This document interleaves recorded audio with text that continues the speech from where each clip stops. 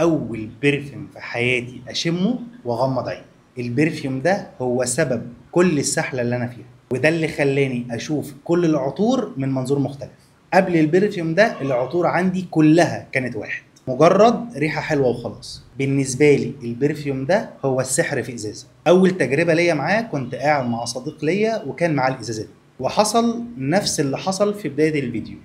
شلت الغطا، شميت الاوتومايزر، لقيت نفسي بغمض عيني ومش حاسس بكل اللي حواليا.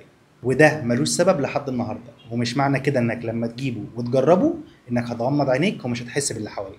ده كان احساس شخصي مع البرفيوم ده. هو عباره عن تبغ وعسل وقش وبخور وعنبر ومسك وايرس وورد، وفي حاجه غريبه مش موجوده في المكونات.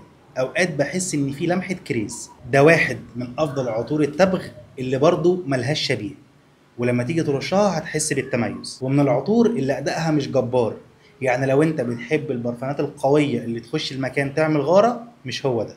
بس البرفيوم شيك وكلاسي وابن ناس ومميز. اداؤه جيد بالنسبه للثبات والفوحان، ولو بتدور على عطر تبغ مختلف وملوش شبيه فده هيكون اختيارك الاول.